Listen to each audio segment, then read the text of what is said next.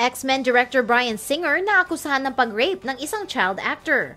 Ang 31-year-old na dating child actor na si Michael Egan III at ang kanyang abogado na si Jeff Herman ay nagsampa ng civil suit laban sa X-Men director na si Bryan Singer na kanilang inakusahan ng krimen na naisagawa noong 1990s. Ang pinaka-focus ng lawsuit ay ang paulit-ulit na pag-rape di umano kay Egan noong siya ay 15 hanggang 17 years old.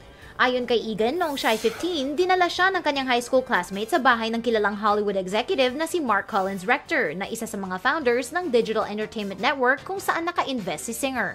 Ayon sa lawsuit, si Collins Rector ang may pakana ng gay child sex party ring na tinatarget ang mga Hollywood elites kung saan kabilang si Singer. Ang mga gay child sex parties na ito ay isinagawa di umano sa MNC estate ni Collins Rector sa Encino, California. Hinire daw ni Collins Rector si Egan para sa mga acting at modeling na trabaho.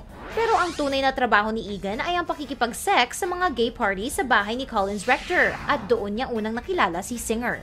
Ayon kay Egan, nandoon si Singer nang sinabi sa kanya ni Collins Rector na si Egan ay gay at sasaktan daw ang pamilya ni Egan kapag nagsalita ang bata tungkol sa mga sex parties.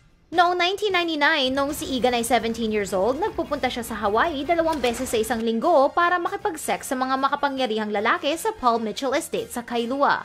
Gaya ng nasa California, ang mga party sa Hawaii ay may mga baril, droga, alak at sex sa pagitan ng mga adult at underage na lalaki.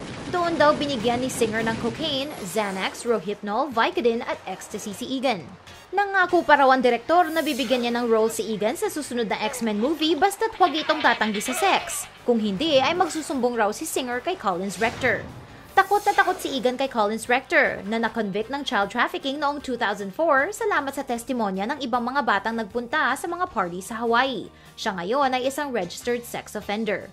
Parang nasa impyerno daw si Egan. Isang gabi ay naglakad siyang mag-isa sa beach na ikinagalit ni Singer. Pagbalik ni Egan, sinabi sa kanya ni Singer na dapat siyang maging available para sa sex on demand. Inutusan niya si Egan na maghubad at hinagis niya ito sa pool. Pinilit niyang suminghot ng cocaine at uminom ng matapang na alak si Egan bago niya ito minolestya. Pagkatapos ay pinasok niya si Egan sa loob ng bahay kung saan ni-rape niyang muli ang 17-year-old. Dinala ni Egan at ang kanyang legal team ang lawsuit sa Hawaii dahil ang statute of limitations sa mga krimen na naisagawa doon ay mawawalan na ng bisa itong darating na linggo. Samantala, ayon sa abogado ni Singer, ang lawsuit ni Egan ay walang basihan at gusto lamang ng abogado nito na makagawa ng publicity para sa kanyang law practice. There is those risks.